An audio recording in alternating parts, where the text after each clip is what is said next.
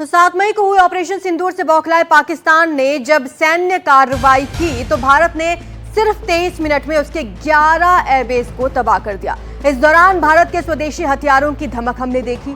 Operation सिंदूर में भारत की ओर से इस्तेमाल कई हथियार हमारे अपने देश में ही बने हैं। बिल्कुल, स्वदेशी हथियारों का हमने एक जलवा एक तरह से यहाँ पर देखा। ऑपरेशन सिंदूर के दौरान स्वदेशी तकनीक जैसे आकाश मिसाइल सिस्टम, एकीकृत वायु कमान प्रणाली, इसमें महत्वपूर्ण भूमिका उसने निभाई। 23 मिनट में ऑपरेशन सिंदूर जिस दिन शुरू हुआ था, किस तरह से पाकिस्तान के एयरबेस को वहां पर तबाह कर दिया था, उसकी तस्वीरें, उसके सबूत भी बाहर निकल कर आ चुके हैं। तो अटैक से पहले किस तरह से चाइनीज सिस्टम जो है वहां पर पाकिस्तान में उसको लॉक कर दिया गया और चाइनीज डिफेंस सिस्टम वहां पर जाम करके किस तरीके से भारत ने ये जवाबी कार्रवाई वहां पर की थी। तो ऐसे पक्के सबूत जो हैं भारत के पास हैं, जो कि पाकिस्तान के ये हथियारों को वहां पे और साथ ही साथ सिस्टम को, पूरे एयर डिफेंस सिस्टम को वहां पर तबाह किया गया, उसके सबूत भी भारत के पास हैं। एक एक करके वो हम ग्राफिक्स के जरिए आपको बताने की भी कोशिश करेंगे कि इस तरह से पाकिस्तान के ये हथियार जो है वो कारगर भारत के खिलाफ साबित नहीं हो पाए और पूरी तरीके से तबाह भारत के द्वारा उनको किया गया। इस तरह के सबूत भारत ने पेश भी किए।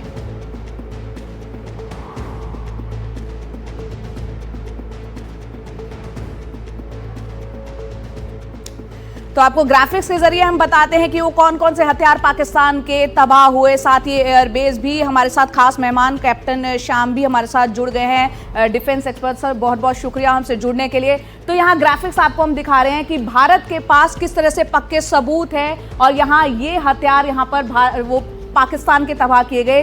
चीन में बनी हुई PL-15 मिसाइल को भारत ने बुरी तरीके से तबाह कर दिया। तो चीन जो दोस्ती निभा रहा था पाकिस्तान के साथ, उसके जो हथियारों का और डिफेंस सिस्टम का इस्तेमाल पाकिस्तान कर रहा था, किस तरह से भारत ने उसको तबाह किया है, उस मिसाइल का जिक्र यहाँ पर हमने किया। हम ये तो कह रहे हैं कि पाकिस्तान के हथियार, बट यहाँ पर ये बताना बहुत ज़रूरी है कि कुछ हथियार तुर्की में बने हुए हैं, कुछ चीन में बने हुए हैं। देखिए, तुर्की से मिले हुए जो ये बाइकर ड्रोन्स थे, उन्हें किस तरीके से तबाह किया है हमारे एयर डिफेंस सिस्टम ने। ये पूरी दुनिया ने देखा है, कई तस्वीरें, कई वीडियोज इसके जारी किए गए थे खुद आर्मी की तरफ से। तो यहाँ पर चीन और तुर्की जिस तरह से मदद कर रहा था, वो मदद जो है कहीं ना कहीं बेकार साबित हुई। जिस तरह से भारत ने अपना सिस्टम जो है पूरा हथियारों का, मिसाइल का, एयर डिफेंस सिस्टम का इस्तेमाल यहां पर किया। साथ ही साथ आपको बता दें, लॉन्ग रेंज रॉकेट जो है वो जो है यहाँ पर सर भी हमारे साथ जुड़ गए हैं। सर, यहाँ पर वो तमाम सबूत हम दिखा रहे हैं किस तरह से पाकिस्तान को जो है बुरी तरीके से पूरे एयर डिफेंस सिस्टम की बात हो, चाहे टर्की के उन्होंने ड्रोन इस्तेमाल किया हो या चाइना का मिसाइल सिस्टम, पूरी तरीके से नेस्तनाबूद और धराशायी साबित हुआ है। बिल्कुल, पहले तो भारतीय सेना को बहुत बहुत नमन, और इसके साथ ही जो डिप्लोमेटिक फ्रंट पे हमारी लगातार कोशिश जारी रही, जिसके कारण हमने ये स्विफ्ट ऑपरेशन किया सिंदूर, और जो अभी चल रहा है। तो इसके साथ हम ये सबूत दे रहे हैं और इनको इकट्ठा कर रहे हैं। हम देख रहे हैं कि किस तरह के इक्विपमेंट और जो एयर डिफेंस के सिस्टम, अटैकिंग सिस्टम या डिफेंसिव सिस्टम जो उनके यूज किए गए, वो कहां से आए थे, कैसे आए थे। किस तरीके से पाकिस्तान के हथियारों को तबाह किया है भारत के एयर डिफेंस सिस्टम ने, जिसमें कुछ तुर्की के बने हुए ड्रोन थे, कुछ चीन के बने हुए ड्रोन थे। हमारे साथ सर भी मौजूद हैं और लगातार हम अपने दर्शकों को उन हथियारों के नाम भी बता रहे हैं। सर, बड़ी बात यह है कि सब तरफ ये चर्चा है कि क्या चीन और तुर्की ने सिर्फ कचरा सौंप दिया था पाकिस्तान को। देखिए, कई मिसाइल्स यूज हुई हैं। आप दिखा रहे हो जो यहाँ पे ये देखो, आप देख रहे हो सरफेस टू सरफेस मिसाइल, जो लॉन्ग रेंज रॉकेट लिखा है। ये एक्चुअली मिसाइल है जो लॉन्ग रेंज की मिसाइल है, जो सरफेस से फायर करके दूसरे सरफेस पे अटैक करती है। आपने PL-15 की भी चर्चा की, एयर टू एयर मिसाइल। ये चाइनीज़ मेड मिसाइल है जो उन्होंने अपने जो उनके फाइटर एयरक्राफ्ट है JC-10 में लगाया हुआ था, जिसका PL-15E मिसाइल, ये चाइनीज़ मिसाइल है और इसको हमने मार गिराया, क्योंकि ये मिसाइल्स हमने देखी है। उनको सबूत के रूप में हमने इनके मलबा इकट्ठा भी किया है, सिरसा बेस पे हमने इनको रोका है। हमारी एयर डिफेंस सिस्टम इतनी कामयाब थे कि ये मिसाइल्स बिल्कुल परखच्चे उड़ गए इनके, और चाइनीज़ का जो गुमान था कि वो बहुत अच्छे मिसाइल सिस्टम्स हैं उनके या उनके डिफेंसिव सिस्टम है, वो सब के सब बर्बाद हो गए। हमने जाम कर दिया था उनके सिस्टम को पूरी तरह से। जब पहले हमने ये देखिए, तुर्की की जो आपके बाइकर ड्रोन्स हैं, कई तरह के ड्रोन्स, 300-400 से ज़्यादा ड्रोन उन्होंने हमारी टेरिटरी में लाके कहते हैं उसको suppression of enemy air defence. जो हमारी एयर डिफेंस थी उसको उन्होंने सप्रेस करने की कोशिश की और या सैचुरेशन करने की कोशिश की। इतने सारे उन्होंने ऑब्जेक्ट परिंदे हवा में छोटे छोटे डाल दिए कि हमारे एयर डिफेंस सिस्टम कंफ्यूज हो जाए और अपने एनर्जी को एग्जॉस्ट कर दें, सीधी कहें तो ये। और दूसरा होता है destruction of enemy air defence, जिसको DEAD कहते हैं और इसे ACAD कहते हैं। सप्रेशन करो या तो डिस्ट्रक्शन करो। डिस्ट्रक्शन एक्टिव हो जाता है और सप्रेशन पैसिव रोल में होता है। तो दोनों उन्होंने कोशिश की। तो हमारे जो सिस्टम थे वो कामयाब थे, उन्होंने 300-400 ड्रोनों को झेल लिया। इसके साथ ही उन्होंने ऑफेंसिव पोस्चरिंग में हमारे जो मिसाइल जब पहले अटैक करते उसके पहले वहां के एयर डिफेंस को पूरी तरह से जाम कर दिया। जाम करने के बाद वो हमारे एयरक्राफ्ट और मिसाइल्स को समझ ही नहीं पाए कि किधर से आया, इसीलिए हमने इतने एक्यूरेसी के साथ। इस पर भी हम बात करेंगे कैप्टन श्याम की, किस तरह से भारत का एयर डिफेंस सिस्टम इतना मजबूत था और साथ ही साथ जो स्वदेशी हथियारों हैं उनकी भारत की क्या भूमिका रही, उस पर भी हम बात करेंगे। या समर एयर डिफेंस की ताकत के बारे में एक बार हम अपने दर्शकों को बता देते हैं कि किस तरीके से यहाँ पर स्पीड जो है उसकी 2982 किलोमीटर प्रति घंटा थी। यहाँ पर भारत के जो तमाम हथियार थे, खासतौर से स्वदेशी हथियारों की बात करें, ब्रह्मोस मिसाइल हो या फिर आकाश हो या S-400 जो कि हमने रशिया से लिया है, पूरा का पूरा मैकेनिज्म किस तरीके से भारत का डिफेंस सिस्टम ने काम किया है पाकिस्तान के तमाम हथियारों के खिलाफ। 12 से 40 किलोमीटर तक की रेंज की बात यहां पर समर एयर डिफेंस की ताकत हम बता रहे हैं। सर से भी हम समझेंगे और खास मेहमान भी हमारे साथ जुड़े हुए हैं। साथ ही साथ हवाई खतरों से निपटने में किस तरीके से हम जो है सक्षम रहे हैं इस ऑपरेशन सिंदूर के जरिए, ये बातें भी निकल कर आई हैं। साथ ही साथ आरजू ये भी बता रहे थे कि बाकी और इस सिस्टम में क्या क्या मजबूत, जैसे लॉन्चर पर 2 मिसाइल्स लगाए जा सकते हैं, ये भी एक बड़ी बात है और शायद यही वजह भी रही है कि किस मजबूती के साथ हमने एयर डिफेंस किया है, क्योंकि समर एयर डिफेंस की ताकत है ये। समर 1 और समर 2 मिसाइल्स यहाँ पर लॉन्च की जा सकती हैं, एक साथ 2 मिसाइल्स यहाँ पर लॉन्च की जा सकती हैं। सतह से हवा में मार करने की क्षमता है, यानी कि किसी एयरबेस पर हम इसको तैनात करेंगे और ये सतह से हवा में मार करने की क्षमता रखता है। इसके अलावा हवा से हवा में मार करने की भी क्षमता इसके अंदर है। तो यानी पूरा मैकेनिज्म कैसे काम किया उस पर खास मेहमान एक और हमारे साथ जुड़ चुके हैं, मेजर जनरल SB अस्थाना साहब जो कि डिफेंस एक्सपर्ट है। सर बहुत बहुत शुक्रिया आपका हमसे जुड़ने के लिए। मेजर जनरल आपसे भी समझना चाहेंगे किस तरह से भारत के स्वदेशी हथियारों की बात करें, चाहे वो हम बात करें मिसाइलों की या फिर पूरा का पूरा मैकेनिज्म किस तरीके से भारी पड़ा पाकिस्तान के उस डिफेंस सिस्टम में जिसने उसने मदद ली टर्की की, चाइना की। देखिए, मैं स्पेसिफिक मिसाइल सिस्टम में ना जाके मैं पूरे ओवरऑल आपको समझाऊंगा जी। भारत का जो एयर डिफेंस है ये मल्टी लेयर्ड है और जिसको बोलते हैं एक एयर डिफेंस अम्ब्रेला के तौर पे, एयर डिफेंस छतरी के तौर पे है जिसकी कई लेयर हैं। तो उसमें क्या है कि कुछ हमारे छोटे हथियार हैं जो कम दूरी में मार करते हैं, चाहे जैसे जू है, L-70 है, इगला है, और ये सब कुछ इगला मिसाइल जो है वो हम शोल्डर फायर्ड मिसाइल है जो इन्फेंट्री के जवान भी फायर कर सकते हैं, और शिल्का है। ये बहुत पुराने हथियार हैं लेकिन ये सब कारगर साबित हुए क्योंकि जो उनके स्लो मूविंग ड्रोन्स थे उनको ये डायरेक्ट फायर करके और मार सके, जो कि ये बहुत छोटी रेंज पे होते हैं। उसके बाद में फिर थोड़ा लंबी रेंज पे आ जाते हैं तो फिर और किस्म के हमारे सिस्टम्स हैं जो 4 से 8 किलोमीटर तक जाते हैं। फिर उसके बाद और लंबी रेंज में आते हैं तो फिर ओसा AK और आकाश जिसके बारे में आप लोग अभी समझा भी रहे थे, तो वो जाके फिर लेयर कवर करते हैं। वो समझ लीजिए आप 8 से लेके और 15-20 किलोमीटर तक। उसके बाद में फिर ये MR SAM बरक वगैरह आ जाते हैं तो ये 40 किलोमीटर तक रेंज कवर करते हैं। पिचौरा भी है उसमें BC के बीच में जो कि काफ़ी कारगर साबित हुआ है, और क्वाद्रात है। तो ये फिर उसके बाद में ये जो सिस्टम है ये कवर करते हैं। तो मिले जुले सिस्टम्स होते हैं, अलग अलग हर किस्म का जो टारगेट आता है, जो प्रोजेक्टाइल आता है, यानी कि जो भी उधर दुश्मन की तरफ से जो भी ड्रोन या मिसाइल या जो कुछ भी आया तो उसको प्रोजेक्टाइल बोलते हैं। तो वो जब आता है तो उसके लिए कौन सा इक्विपमेंट फिट है, इसकी जो व्यवस्था है ये भी बहुत अच्छी करी गई थी क्योंकि एक इंटीग्रेटेड सिस्टम हमारा अपना बनाया हुआ जो आकाश तीर है वो भी बहुत कारगर रहा इसमें। और जब बड़ी रेंज की में बात आती है तब आप S-400 की बात कर सकते हैं कि बड़ी रेंज में हमारे पास जो S-400 है वो बहुत ही जबरदस्त हथियार है, वर्ल्ड में one of the best air defence system माना गया जी। है। तो एक तरीके से जब हम इन सब चीजों को मिला देते हैं तो एक ऐसा मल्टी लेयर डिफेंस बन जाता है, तो कि एक तरीके से इनके आयरन डोम्स के से भी अच्छा है, क्योंकि इनके आयरन डोम में हर एक मिसाइल बड़ी महंगी है। हमारे में क्या है कि इस मल्टी लेयर डिफेंस सिस्टम में जो शॉर्ट रेंज इक्विपमेंट हम लोग यूज कर रहे हैं, जैसे एलईडी गन्स यूज कर रहे हैं, एयर डिफेंस गन्स, उसका एमुनेशन इतना महंगा नहीं है, वो सस्ता ड्रोन है, सस्ता एमुनेशन है, वो एक तरीके से किफायती भी है। गुलस्ताना साहब, आपके पास लौटती हूँ, श्याम सर भी हैं हमारे साथ। श्याम सर, आप समर सिस्टम के बारे में कुछ बताना चाह रहे थे। देखिए, ये air to surface to air missile है सैम। 3 तरह की मिसाइल होती है, surface to surface, surface to air और एयर टू सरफेस। तो हवा से नीचे मारना, सतह से सतह में मारना और नीचे से ऊपर मारना। मैं सीधे बता दूं, मल्टी लेयर डिफेंस की बात कर रहे थे मेजर जनरल अस्थाना अभी, जैसे हो रहा है जैसे परिंदे ने अपने पर उठाए ऊपर, हवा में उड़ा, 300 किलोमीटर में है, सबसे पहले हमारे रडार ने उनको पकड़ लिया।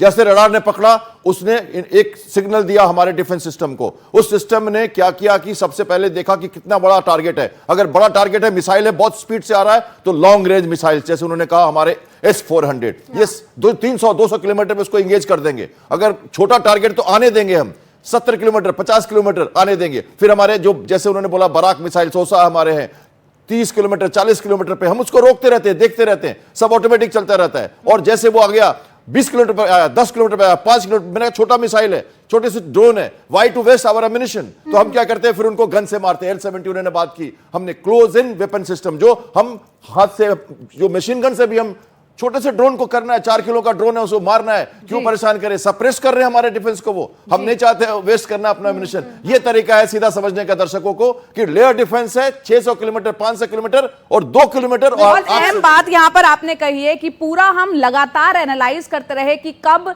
किस सिस्टम का इस्तेमाल जो है बखूबी साबित हो सकता है, किन ऑप्टिमम, बिल्कुल बेहतरीन तरीके से उसका हमने सटीक तरीके से इस्तेमाल भी किया है। ब्रह्मोस हो चाहे आकाश मिसाइल हो, स्वदेशी है, किस तरीके से ये कारगर साबित हुई है। और सवाल यहाँ ये भी करेंगे कि क्या वैश्विक बाजार में भी अब इनकी डिमांड बढ़ जाएगी? अगर बढ़ेगी तो उसको और बढ़ाने के लिए क्या कुछ भारत के द्वारा भी किया जाना चाहिए, इस पर भी हम चर्चा करेंगे। कैप्टन श्याम, यहाँ पर रक्षा मंत्री का श्रीनगर दौरा इस वक्त में कितना अहम हो जाता है? बहुत ही जरूरी था ये। देखिए, जब टेरर स्ट्राइक हमने किया था तो उसी दिन प्रधानमंत्री ने अगले दिन राजनाथ सिंह जी से कहा था कि वो जाएं बॉर्डर पे। कितनी बड़ी कॉन्फिडेंस है भारत की लीडरशिप में। देखिए, उन्होंने टेरर स्ट्राइक करने के बाद उन्होंने कहा, सोचा था, भारत ने ऐसा सोचा था कि हमने अपना काम कर दिया, और वो कह रहे थे अपने डिफेंस मिनिस्टर को कि आप जाइए लाइन ऑफ कंट्रोल पे और मिलिए, ऐसा कहा था उन्होंने। हालांकि वो नहीं जा पाए क्योंकि उसी दिन पाकिस्तान ने शाम को दुस्साहस कर दिया। लेकिन प्रधानमंत्री उस बात को भूले नहीं थे,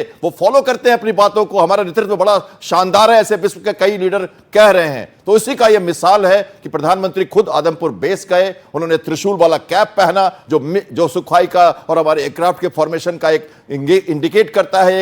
एक शस्त्र, शंकर से बंकर तक वाली जो शस्त्र थी, वो लगाया था उन्होंने। और उन्होंने व्हाइट पे अपना भगवा वो ओवरकोट भी पहना था, और ग्रीन में थे, पूरा तिरंगे के साथ उन्होंने देखा, सैनिकों के साथ ग्रीन में अपने आप को इंडिकेट किया। और ये राजनाथ सिंह जी का दौरा उसी को इंडिकेट करता है। देखिए, पूरी सर्किल कंप्लीट है। सेना का अधिकारी और जो सैनिक है वो ओथ लेता है देश पे मरने के लिए, उसे जो ऑर्डर मिलता है वो पालन करता है, और उसके बाद जीतता है। और तब जो उसका जो विल पावर है तब बढ़ता है जब वो पॉलिटिकल लीडरशिप उससे आके मिलते हैं। कहने का मतलब उसे लगता है कि जिसके लिए मैं आया था वो सही है। तो ये सर्किल कंप्लीट कर रहे हैं राजनाथ सिंह जी। तो सर्कल कंप्लीट कर रहे हैं, राजनाथ सिंह वहां पहुंचे हैं, यहां पर जवानों की भी हौसला अफजाई होगी। जैसा कि राजीव हमारे सहयोगी बता रहे हैं, हो सकता है रक्षा मंत्री LOC पर भी जाए, जो पीड़ित परिवार है, जो पाकिस्तान की गोलाबारी में जिनके घर तबाह हुए, उनसे भी मुलाकात कर सकते हैं। यहां पर ग्राफिक्स के जरिए हम अपने दर्शकों को बताते हैं आरजू, किस तरह से पूरा 4 layer system, air defence system ने यहां पर काम किया। सबसे पहला पॉइंट हम आपको बता दें कि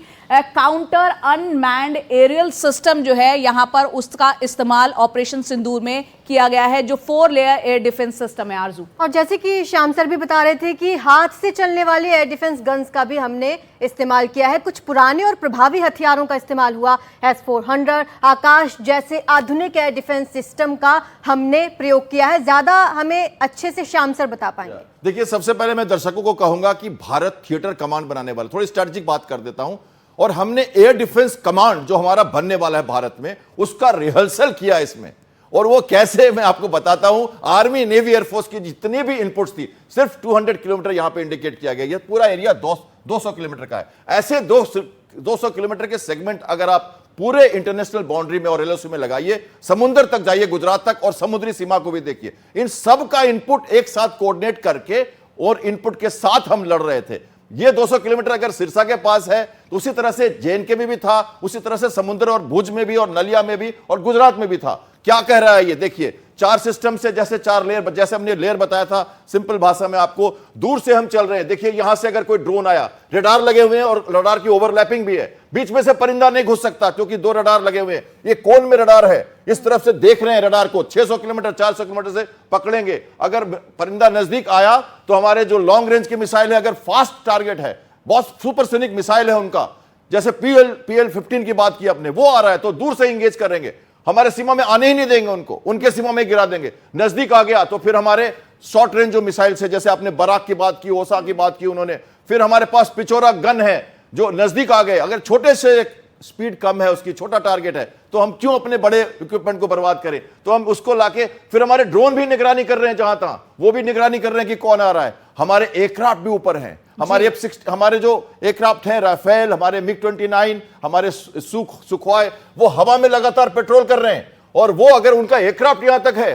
तो वो हमारे एयर टू एयर मिसाइल से उसको मार देंगे, वो भी एयर डिफेंस का हिस्सा है। तो जमीन और हवा, कॉम्बैट एयर पेट्रोल कहते हैं जो हवा में, और एयर डिफेंस जो S-400 सबसे ज्यादा, और L-17 और जो इग्ला मिसाइल शोल्डर से सबसे कम। ये छोटे से बड़े इक्विपमेंट और हवाई जहाज एक साथ मिलके, और उसके बाद हमारे रडार उनको जैम भी कर रहे हैं, उनके तरंगों को, ताकि वो छोड़ ही ना सके। सिर्फ अपने एयर डिफेंस सिस्टम को पूरी तरीके से 4 लेयर्स के तहत हमने मजबूती प्रदान की, बल्कि हम किस तरीके से पाकिस्तान में भी उनके एयर डिफेंस सिस्टम को धराशायी कर रहे थे लगातार, वो भी हम देख रहे थे। उनका पूरा सिस्टम, जैसा कि सर बता रहे हैं, वो हमने जाम कर दिया था। साथ ही साथ यहां पर आकाश, जो कि एक स्वदेशी मिसाइल है, उसका भी जिक्र कर लेते हैं। बेहद अहम भूमिका उसकी भी रही है। सर, आकाश मिसाइल के बारे में भी हम आपसे भी जानेंगे, लेकिन मेजर जनरल साहब भी हमारे साथ हैं, अस्थाना सर भी है। अस्थाना जी, यहाँ स्वदेशी मिसाइलों का बेहतरीन तरीके से भारत ने इस्तेमाल किया है, चाहे वो ब्रह्मोस हो, चाहे आकाश हो।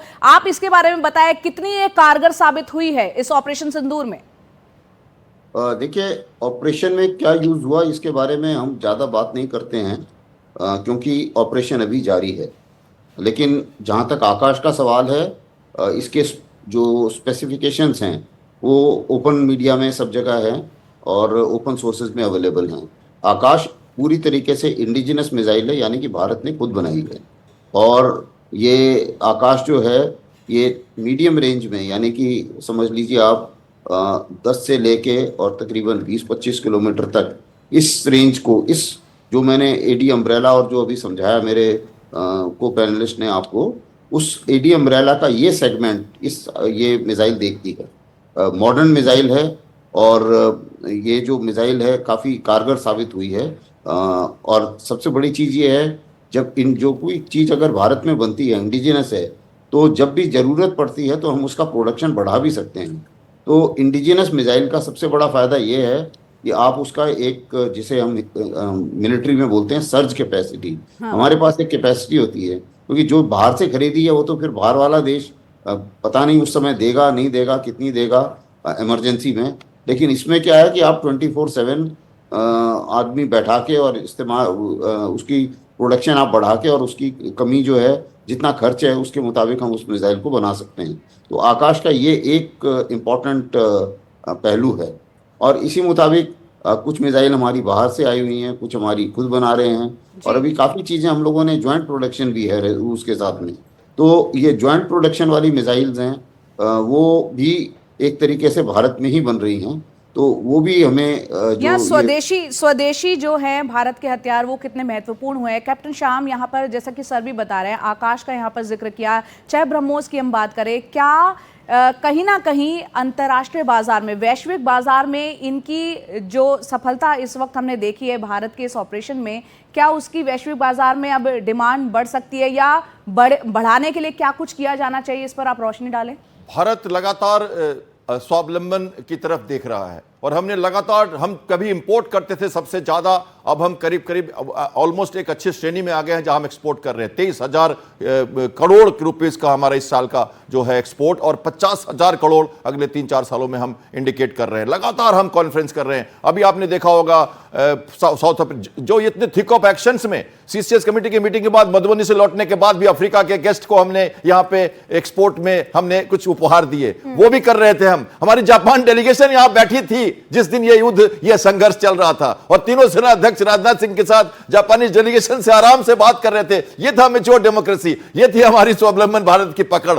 पिनाका मिसाइल हमने अर्मेनिया को दे दिया, हमने फिलीपींस को ब्रह्मोस दे दिया। 3 साल से कोस्टल बैटरी में डिफेंस कर रहे हैं, चाइना के अगेंस्ट में लगा रहे हैं उसको। हमारी जो एंटी टैंक रॉकेट है, कितने सारे म्यूनिशंस है, अर्मेनिया उनको यूज कर रहा है। अफ्रीका के कई कंट्रीज, हमने एक पूरा कोऑर्डिनेशन बना रखा है। जब डिफेंस एक्सपो गुजरात में हुआ था, अफ्रीका की पूरी 90 कंट्री के लोग वहां पे बैठे थे लेने के लिए उसको। लगातार हम, हमारे हेलीकॉप्टर्स, हमारे एयरक्राफ्ट, हमारे तेजस एयरक्राफ्ट, हमारी ब्रह्मोस मिसाइल, या आकाश की जो इतनी बैटल टेस्टिंग हुई है अभी, ब्रह्मोस की इतनी अच्छी अटैक की है उन्होंने एयर बेसिस में पाकिस्तान के। ऑब्वियसली पूरा विश्व इसके देख रहा है। Standards, high quality, cheap and ready to deliver, reliability in strategic situations. Bharat को लोग फ्रेंडली मानते हैं, रिलाई करते हैं, और सोचते हैं कि अब ये इक्विपमेंट खरीदेंगे तो लगातार सप्लाई होगा, ये अब दूसरे करवट ऊंट नहीं बैठ जाएगा, उसी दिशा में रहेगा और देर तक रहेगा। तो उस हिसाब से भारतीय इक्विपमेंट बैटल टेस्टेड हो गए हैं। एक अच्छा अपॉर्चुनिटी मिला हमें, विश्व ने देखा,